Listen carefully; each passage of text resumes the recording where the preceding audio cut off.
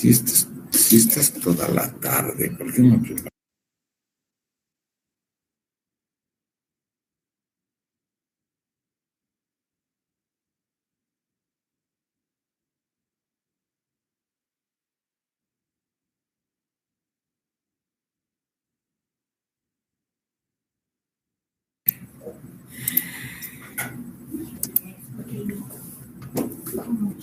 Entonces, cuando sospechamos un diagnóstico de tromboembolismo pulmonar por los antecedentes, la presencia de factores de riesgo de edad, cardiopatía, inmovilización, nosotros tenemos que ver la probabilidad del tromboembolismo pulmonar usando la escala de Wells, basados en la sospecha con la evaluación de los factores de riesgo,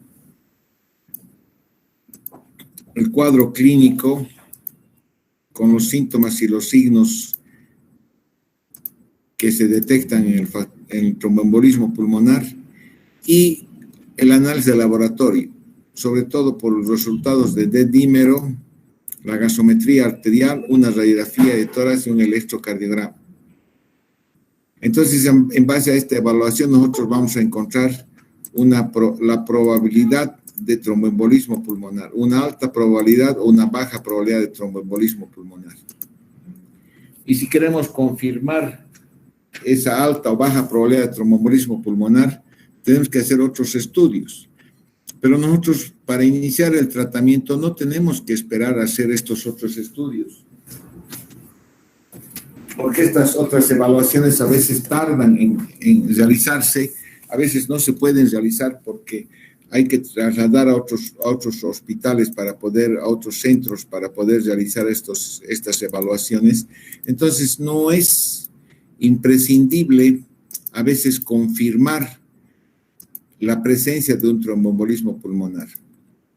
Si existe una alta probabilidad basados en la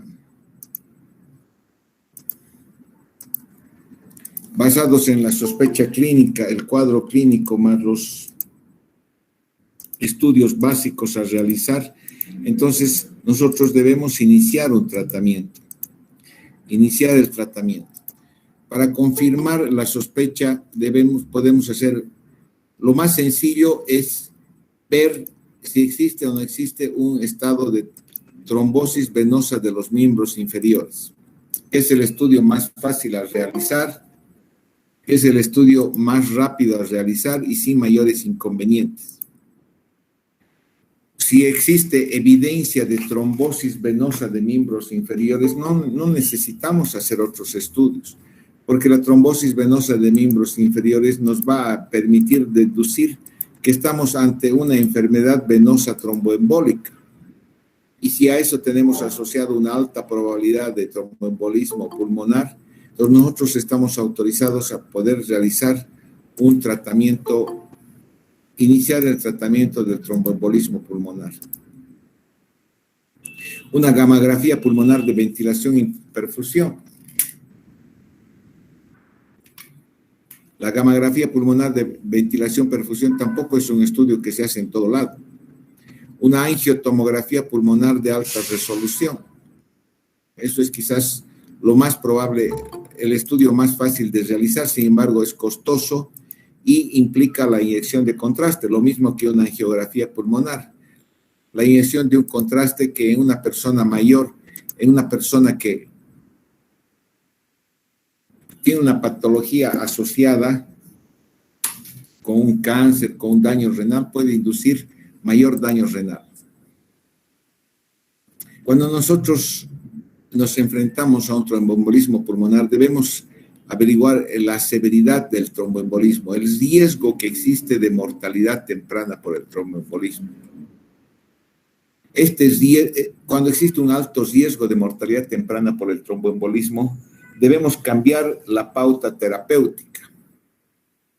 Y este riesgo de gravedad del tromboembolismo está dado por el grado de obstrucción de la arteria pulmonar. Una obstrucción masiva de la arteria pulmonar, del tronco de la pulmonar o de una de las arterias principales, la derecha o la izquierda, va a producir pues unas alteraciones hemodinámicas severas. y obviamente ese va a ser un tromboembolismo pulmonar de alto riesgo para mortalidad temprana por el tromboembolismo. El tromboembolismo pulmonar puede ser menor en tamaño, el trombo, pero si es en un paciente que tiene una reserva cardiorrespiratoria disminuida por enfermedad cardíaca o pulmonar crónica, entonces ese paciente no va a responder adecuadamente a ese estrés que significa el tener un aumento súbito de la presión en la arteria pulmonar. Entonces, estos dos factores, la magnitud del trombo y el grado de la presencia o no de patología cardiopulmonar asociada, nos permiten determinar si ese paciente tiene un alto riesgo de mortalidad por el tromboembolismo pulmonar. Esta patología cardíaca nosotros vamos a determinar, o el alto riesgo vamos a determinar por la presencia de disfunción del ventrículo derecho o por la presencia de injuria, daño del ventrículo derecho. La disfunción del ventrículo derecho clínicamente va a producir un estado de hipotensión, un estado de shock. Y lo vamos a evaluar realizando una ecocardiografía transtorácica, que es un estudio fácil de realizar. Toda vez que existe un aumento súbito de la presión en la arteria pulmonar, el primer cambio que sucede en el ventrículo derecho, que no es un ventrículo que tiene un músculo cardíaco hipertrofiado, este aumento súbito de la presión en la arteria pulmonar va a producir una dilatación aguda del ventrículo derecho.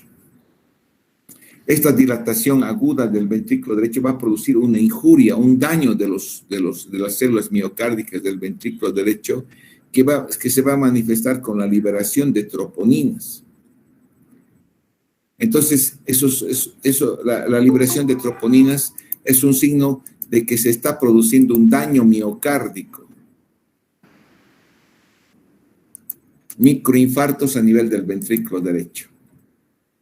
Entonces, los marcadores clínicos de alto riesgo de tromboembolismo pulmonar, los marcadores clínicos de alto riesgo de mortalidad temprana por el fenómeno de tromboembolismo pulmonar, son marcadores clínicos por la presencia de estado de shock o hipotensión arterial, marcadores de disfunción del ventrículo derecho que pueden encontrarse en la ecocardiografía con dilatación del ventrículo derecho, con desvío del tabique interventricular hacia la izquierda, con hipoquinesia de la pared del ventrículo derecho, con sobrecarga de presión del ventrículo derecho.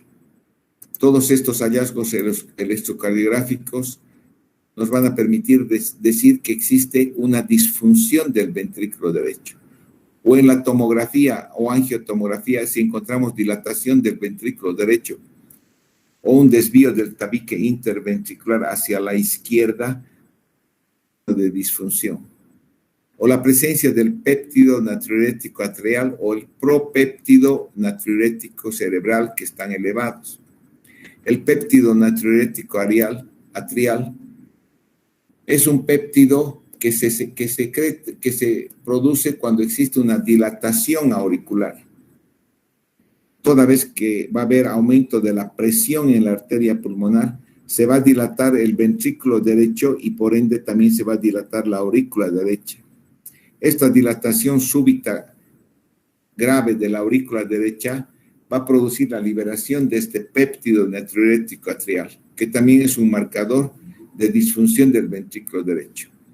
O si se va a realizar un cateterismo, la presencia de elevación de las presiones en la aurícula y el ventrículo derecho. Y marcadores de lesión miocárdica. La dilatación súbita del ventrículo derecho va a liberar estas enzimas, la troponina T y la troponina I, que son enzimas que se encuentran en las células miocárdicas. Toda vez que las células miocárdicas se dañan, como en el infarto o en este caso por una dilatación, súbita e importante del ventrículo derecho que produce microinfartos en la pared del ventrículo derecho, va a liberar la troponina T. O sea, la elevación de la troponina T también es un marcador de un daño miocárdico, una disfunción del ventrículo derecho. ¿Y por qué es importante estimar el riesgo de mortalidad temprana? Obviamente la estrategia de tratamiento va a ser diferente cuando nos encontramos con pacientes con alto riesgo de mortalidad temprana por el TEP o con pacientes que no tienen un alto riesgo, más bien tienen un riesgo bajo de mortalidad. El riesgo alto de mortalidad puede ser entre 15 y 20%. Un riesgo bajo de mortalidad es el 1%. Cuando nosotros encontramos clínica de shock, hipotensión, evidencia de disfunción del ventrículo derecho o injuria miocárdica por elevación de las troponinas, nosotros vamos a considerar que ese es un TEP, un tromboembolismo pulmonar de alto riesgo de mortalidad temprana. Y obviamente la conducta terapéutica va a ser diferente en este grupo de pacientes que en el grupo de pacientes de bajo riesgo, donde no hay estado de shock, donde no hay evidencia de disfunción del ventrículo derecho y tampoco hay elevación de las troponinas. Entonces, el riesgo de mortalidad en este grupo de pacientes es menos del 1%. Y por lo tanto, la estrategia de tratamiento va a ser diferente. Clínicamente, nosotros podemos clasificar cuando existe sospecha de tromboembolismo pulmonar. Si hay estado de shock o hipotensión, consideramos alto riesgo. Y hacemos la evaluación correspondiente del estado de la función del ventrículo derecho para confirmar este alto riesgo. Cuando no hay shock o hipotensión, consideramos un tromboembolismo pulmonar de bajo riesgo. Entonces, cuando no hay shock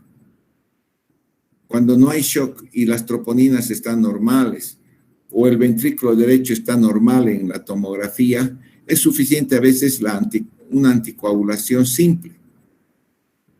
O cuando nosotros encontramos troponina T o aumento en el tamaño del ventrículo derecho en la tomografía, nosotros pasamos a hacer una evaluación ecocardiográfica. Si en la ecocardiografía no encontramos disfunción del ventrículo derecho o es una disfunción moderada, entonces es posible que una anticoagulación simple sea suficiente. Sin embargo, si en la ecocardiografía encontramos una disfunción severa del ventrículo derecho asociada a una dilatación del ventrículo derecho en la tomografía, entonces nosotros vamos a considerar hacer fibrinolisis o embolectomía. O si el paciente desde el inicio de su cuadro clínico se presenta en estado de shock, en estado de hipotensión, entonces debemos considerar más tempranamente realizar fibrinolisis o embolectomía.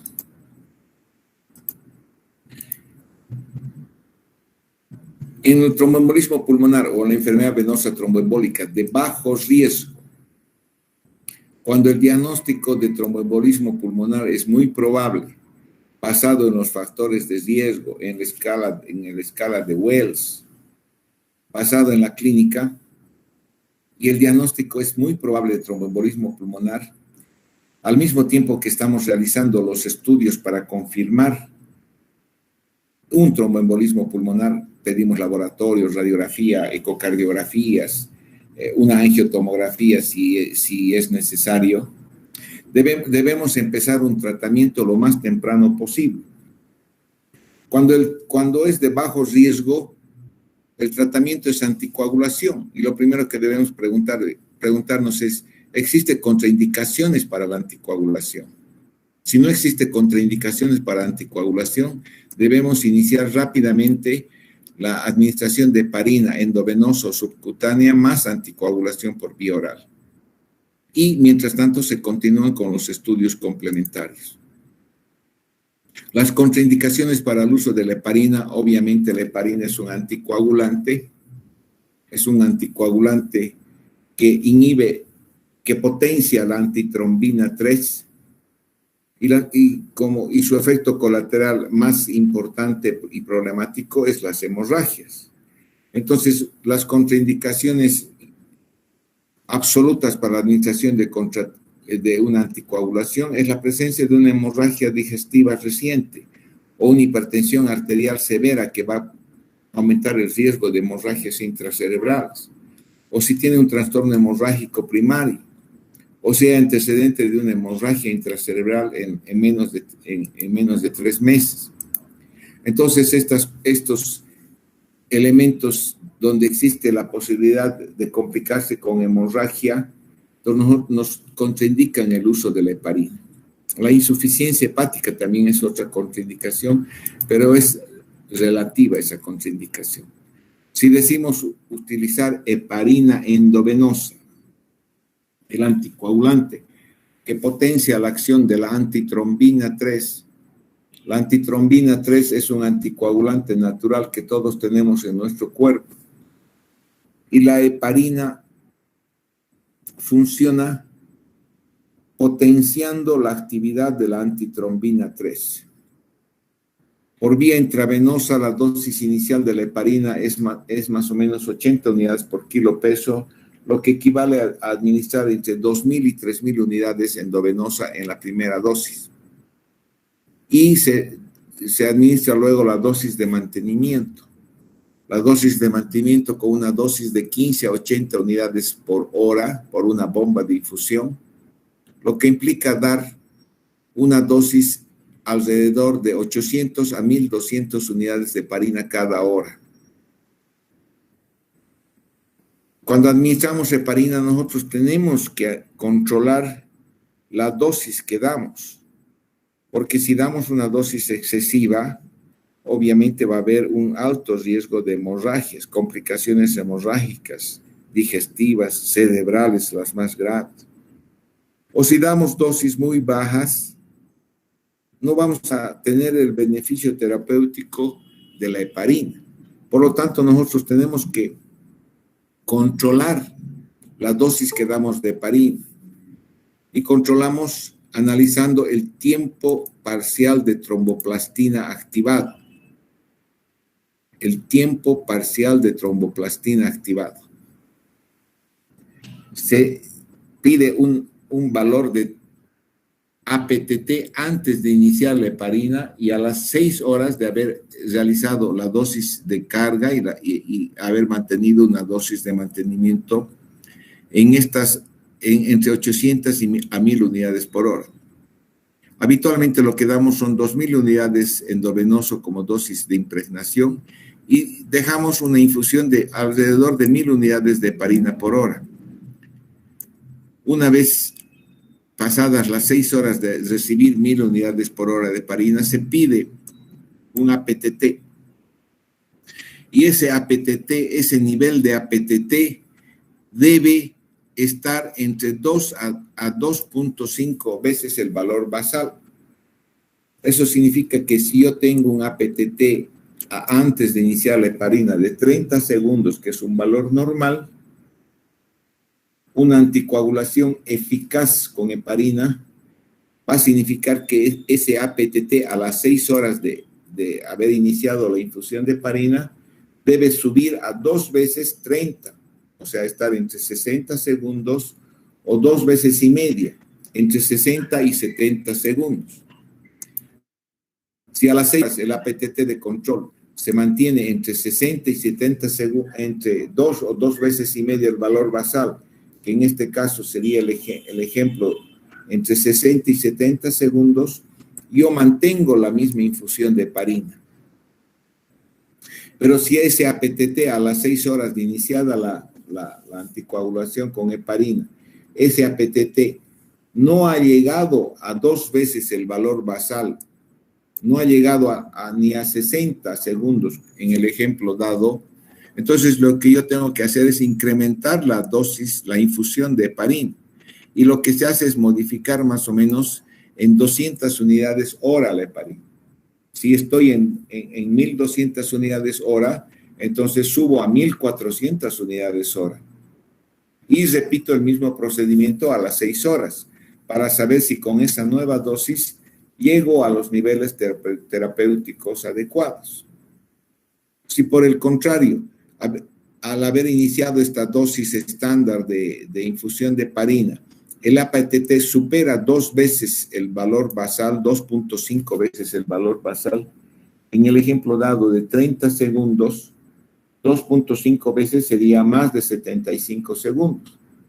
Si a las 6 horas de iniciada la heparina, el APTT llega en 100 segundos, entonces es un valor muy por arriba de 2.5 veces el valor basal.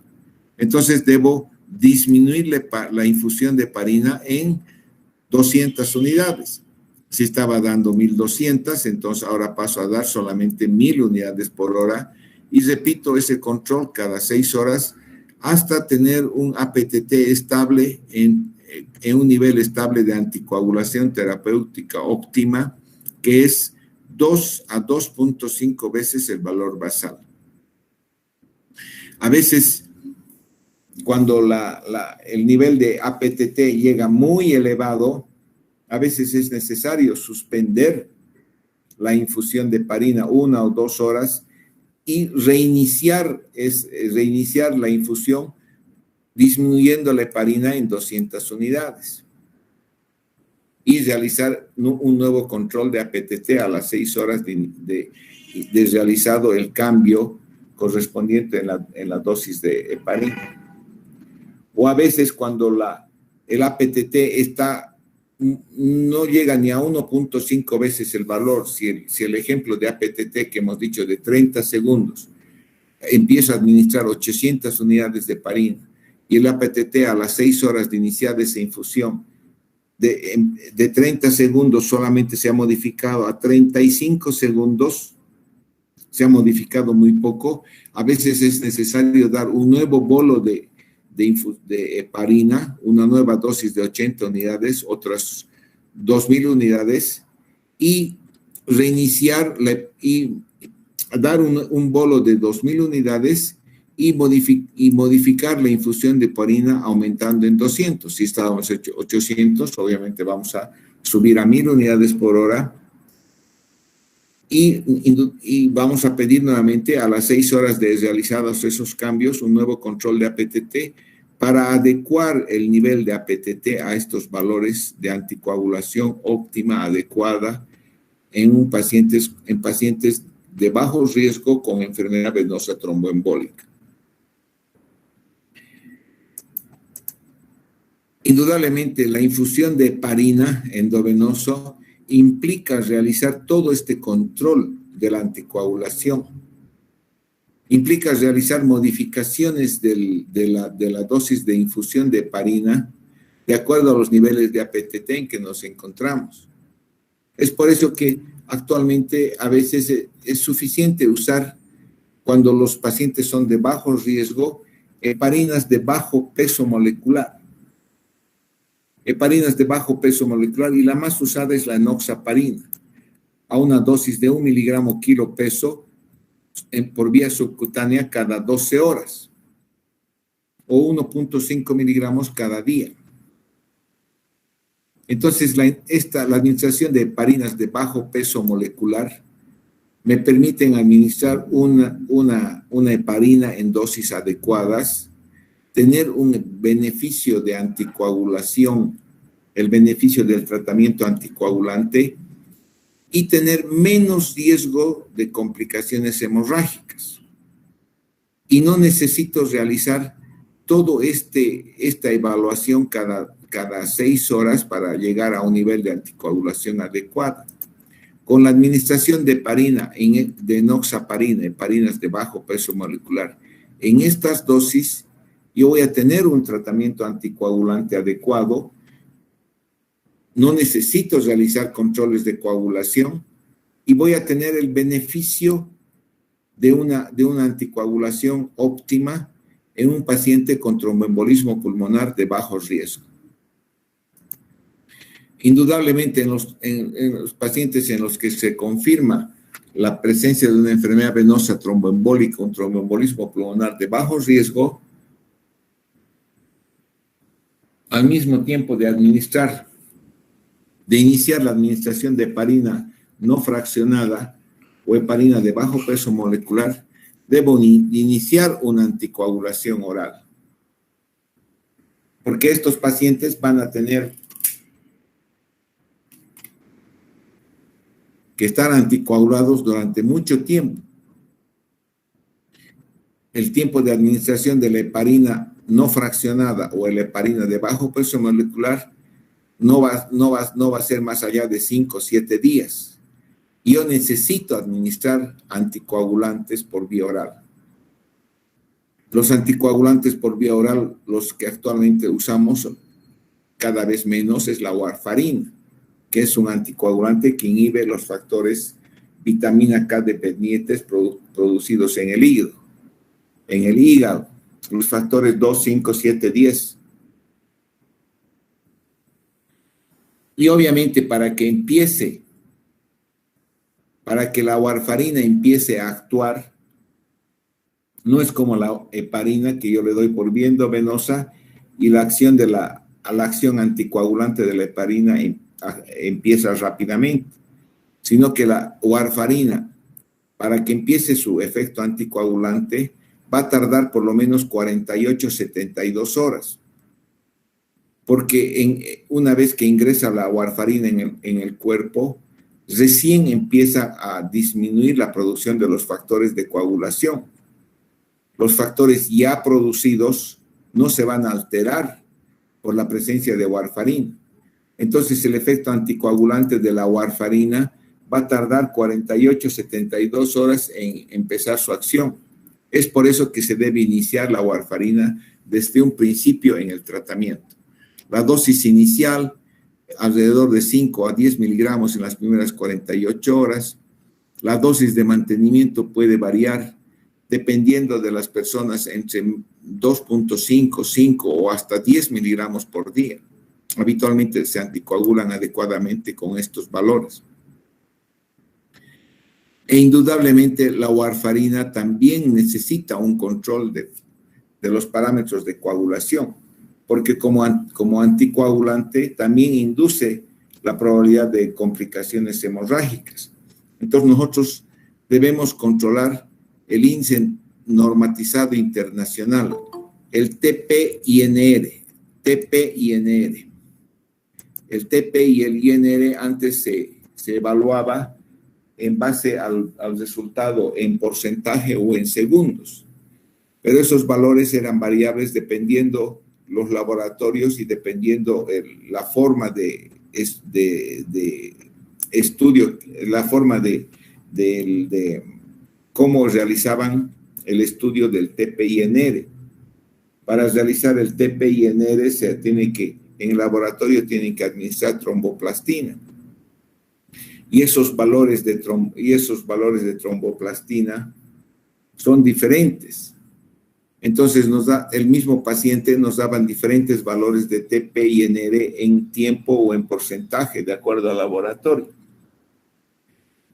Y debido a esa variación en el porcentaje en un mismo paciente es que se usa actualmente el índice normatizado internacional como valor para controlar la dosis de tratamiento de warfarina. Debemos lograr una anticoagulación adecuada cuando tenemos un INR entre 2 y 3. El INR normal es menos de 1.5. Cuando este INR está entre 2 y 3, quiere decir que hemos logrado un nivel de anticoagulación adecuada en ese paciente que necesita anticoagulación por 3, 6 meses o quizás de por vida. E indudablemente nosotros en forma periódica debemos pedir este valor de INR para saber si la dosis de mantenimiento que estamos administrando es la adecuada para llegar a tener un nivel de anticoagulación con un INR entre 2 a 3. Porque si tenemos un INR de menos de 2, no vamos a tener una anticoagulación adecuada. Estamos dando un tratamiento insuficiente. Y si tenemos un INR mayor a 3, mayor a 5, entonces es muy probable que tengamos complicaciones hemorrágicas en ese paciente. Entonces la administración de warfarina durante muchos años, es la warfarina, el bicumarol, son anticoagulantes orales que se usaban mucho, pero adolecían de este problema, que debíamos controlar en forma periódica el efecto de la warfarina sobre los factores de coagulación, para no dar dosis subterapéuticas o no producir una anticoagulación muy alta que nos vaya a producir hemorragias. Debido a este problema, es que actualmente han aparecido nuevos anticoagulantes orales que inhiben directamente al factor 10 activado. Son antifactor 10, ya no actúan modificando los factores vitamina K dependientes como lo hacía la warfarina. Estos anticoagulantes antifactor 10 son el rivaroxaban y el apixaban, que tienen dosis más o menos fijas.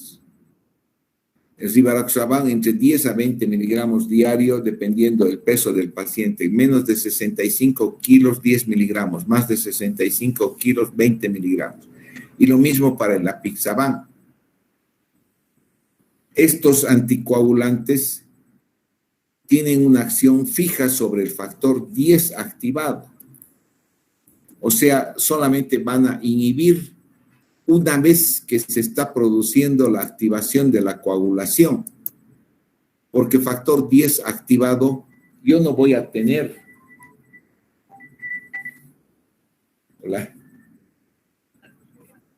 Estoy en clase, te llamo un ratito, por favor. Entonces, yo no voy a tener factor 10 activado si es que no se ha activado la cascada de la coagulación. En condiciones normales, todos los factores de la cascada de coagulación se encuentran como proenzimas, que tienen que activarse para iniciar la cascada de la coagulación. Y dentro de estos factores de coagulación se tiene el factor 10. Obviamente todos tenemos en este momento en nuestro cuerpo factor 10, pero no está activo, porque no se ha activado la cascada de coagulación en nuestro cuerpo. Entonces, el rivaroxaban no va a actuar en nuestro cuerpo si yo tomo rivaroxaban, porque no tengo factor 10 activado. Pero al estar en mi cuerpo, va el momento en que empiece a activarse la cascada de coagulación, el momento en que empiece a producirse una lesión del vaso venoso, el momento en que empiece a formarse un nuevo trombo en el cuerpo de ese enfermo que está recibiendo rivaroxaban, se va a inhibir la cascada de coagulación y no se va a formar el trombo. Entonces, si no va a actuar sobre mis factores de coagulación procoagulantes que no estén activados, entonces no voy a tener riesgo de sangrado. Y en realidad el riesgo de sangrado con estos procoagulantes es muy bajo. Y por tanto son mejores para dosificar y para controlar, para dar un tratamiento a largo plazo. El tiempo de duración de tratamiento con las heparinas, con la enoxaparina, la heparina no fraccionada, es de 5 a 7 días. Y la anticoagulación oral es de 3 a 6 meses o más, dependiendo el paciente. Si es un paciente que tiene un cáncer avanzado, que va a estar definitivamente recluido en la cama o no va a poder tener una actividad normal, es posible que necesite una anticoagulación de por vida.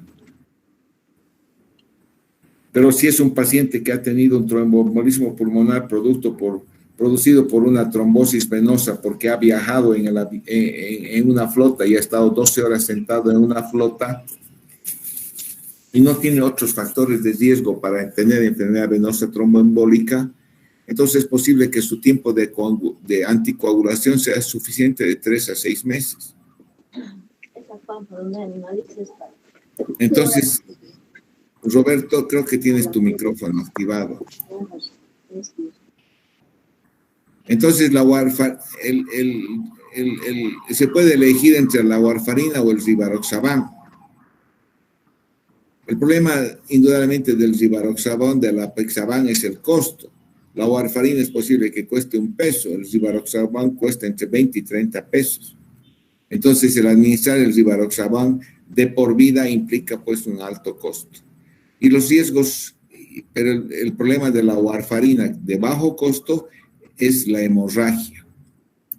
La hemorragia que va a estar en relación a la duración del tratamiento y a la intensidad, a cuánta cantidad de warfarina vamos a dar. Si doy dosis muy altas de warfarina, es posible que el INR se prolongue mucho y tenga una alta probabilidad de hemorragia.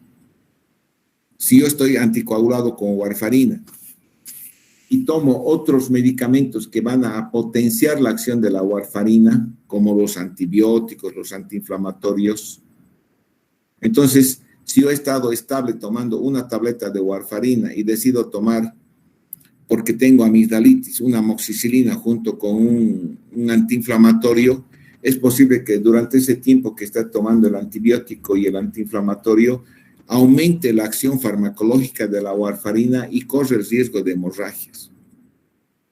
Y la edad en personas mayores existe mayor riesgo de complicaciones. El tratamiento del tromboembolismo pulmonar de alto riesgo, aquel que tiene un riesgo elevado, más del 20%, un riesgo entre 15 y 20% de mortalidad por el tromboembolismo, implica siempre el inicio de un tratamiento tratando de destruir ese trombo que existe en la arteria pulmonar. Y la forma más fácil de hacer es administrar fibrinolíticos. Indudablemente también es posible hacer una embolectomía realizando un cateterismo, pero para hacer una embolectomía necesito un laboratorio de hemodinamia, necesito un personal entrenado para introducir los catéteres necesarios y realizar la embolectomía. Pero yo puedo administrar fibrinolíticos a aquel paciente que tiene un tromboembolismo pulmonar de alto riesgo sin mayores problemas, siempre teniendo cuidado en tomar en cuenta las contraindicaciones. Mientras se realiza el tratamiento trombolítico y para el tratamiento del estado de shock de hipotensión, nosotros tenemos que administrar líquidos endovenosos, vasopresores, noradrenalina, dopamina, para sostener una adecuada perfusión tisular y evitar que ese paciente desarrolle complicaciones posteriores. Debo administrar oxígeno o trasladar a UTI y hacer ventilación mecánica, administrar broncodilatadores. Y al mismo tiempo que doy fibrinolíticos, los fibrinolíticos lo único que hacen es destruir el trombo, el émbolo. Pero el origen de la enfermedad venosa tromboembólica, la patogenia de la enfermedad venosa tromboembólica, esa lesión que existe en las venas periféricas, una vez que pase el efecto del fibrinolítico, puede nuevamente generar otro trombo y producir un nuevo episodio de embolismo pulmonar, quizás 7 o 10 días después. Por lo tanto, incluso a estos pacientes debo iniciar anticoagulación con heparina y anticoagulación por vía oral. ¿Y qué fibrinolíticos, trombolíticos tengo para manejar en el tromboembolismo pulmonar? Antes teníamos la streptokinasa. La streptokinasa es un fibrinolítico que actúa en forma muy general. Destruye no solamente las mallas de fibrina, porque los trombolíticos, fibrinolíticos, lo que hacen es destruir la malla de fibrina, por eso se llaman fibrinolíticos. Antes teníamos la streptokinasa que no solamente actuaba sobre la malla de fibrina, sino también sobre el fibrinógeno, la promolécula de la fibrina. Y obviamente tenía complicaciones de hemorragia. Al destruir el fibrinógeno, de repente podíamos tener complicaciones hemorrágicas. Las dosis que se usaba de 250.000 unidades como dosis de carga, con 100.000 unidades por hora durante 24 horas. Pero actualmente se usan fibrinolíticos más específicos, fibrinolíticos que actúan exclusivamente sobre la malla de fibrina y no sobre el fibrinógeno, no destruyen el fibrinógeno. Estos fibrinolíticos más específicos como la tenecteplasa o el activador tisular del plasminógeno recombinante llamado alteplasa, actúan exclusivamente sobre la fibrina, las mallas de fibrina. En las dosis de la tenecteplasa 50 miligramos o la alteplasa 100 miligramos, pasando en 1 a 2 horas. E iniciando una anticoagulación por vía sistémica al mismo tiempo. Lo mejor que se puede hacer es prevenir las enfermedades. Lo mejor que podemos hacer para prevenir el coronavirus es usar una mascarilla, una doble mascarilla, lavado de manos, alcohol, gel, alcohol, distanciamiento físico, evitar todas las cosas. Una vez desencadenando una enfermedad, a veces no hay forma de apagar o disminuir esas probabilidades, la probabilidad de complicaciones por esa enfermedad.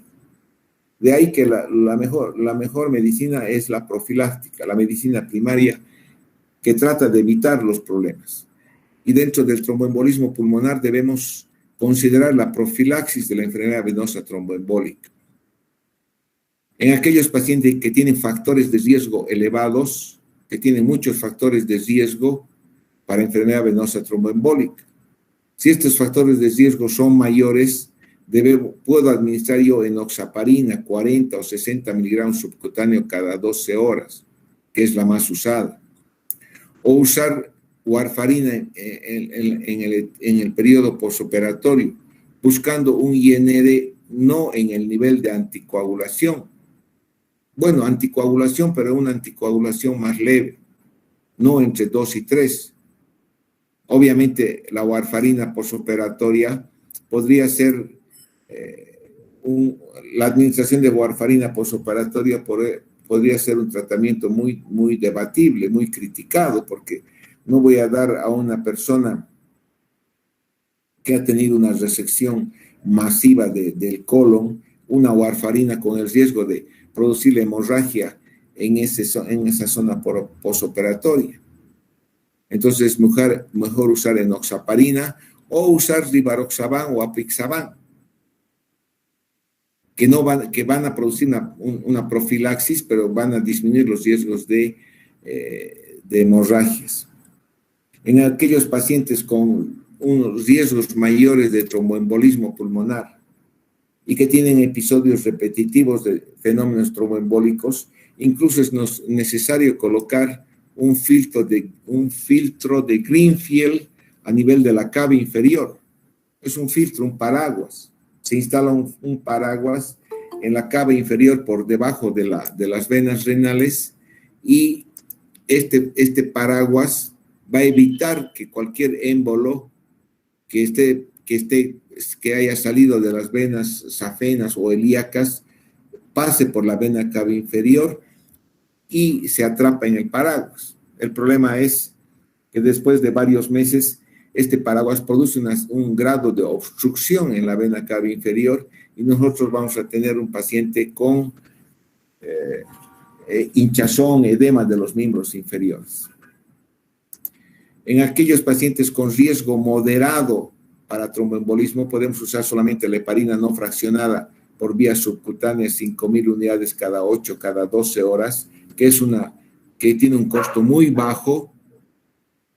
Realizar una deambulación precoz o el vendaje elástico de los miembros inferiores, o usar medias para varices, o usar aquellos equipos que permiten una compresión intermitente de los miembros inferiores. Hay equipos que se instalan, que se colocan alrededor de los miembros inferiores y que en forma intermitente producen una compresión neumática de los miembros inferiores, apretan, masajean los miembros inferiores para facilitar el pasaje de la sangre. Karen, estoy en clase. Estoy en clase.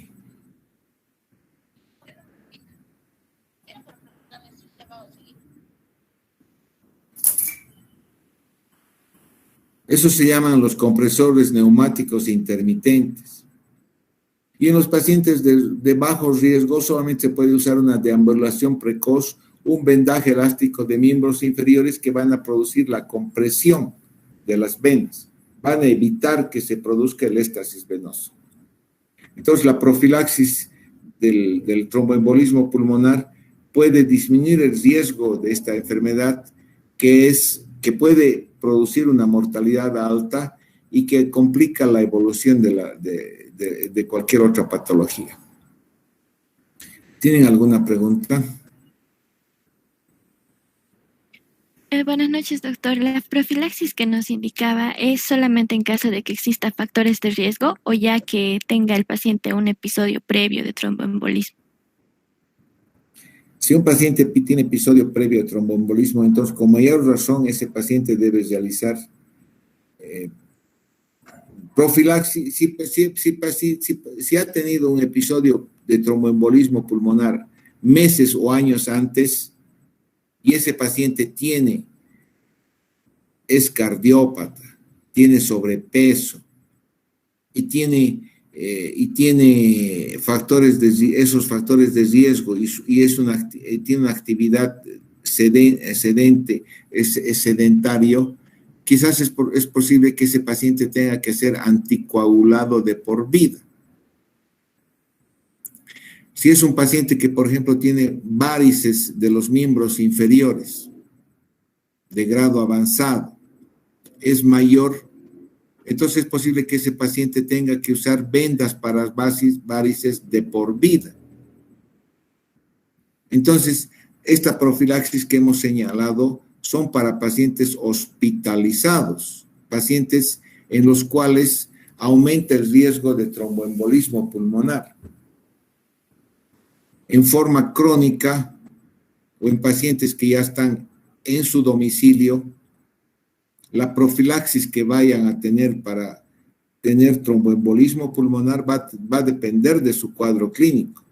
Si es una mujer de 30 años que toma anticonceptivos orales y que ha viajado 12 horas sentada en una flota y que ha hecho un episodio de tromboembolismo pulmonar, es muy probable que esa persona de 30 años, al dejar de tomar sus anticonceptivos orales y después de 3 meses de comprobar de que ya no hay trombosis venosa en los miembros inferiores, esa mujer ya no necesita ninguna profilaxis, necesita hacer una vida normal, con ejercicios en forma rutinaria, diaria. La profilaxis señalada es para pacientes hospitalizados. La prevención de los fenómenos tromboembólicos en pacientes en su domicilio va a depender del cuadro clínico que tenga y de si los factores de riesgo de tromboembolismo pulmonar están en forma permanente o han sido controlados y ya no existen factores de riesgo. ¿Tienen alguna otra pregunta? Gracias, doctor. Ya, he hablado con el doctor López. El doctor López va a continuar con los temas de neumología a partir de mañana y obviamente el encargado de la clase se tiene que comunicar con él. Bueno. Ya. Que les vaya bien. Cuiden. Gracias, doctor. Hasta luego.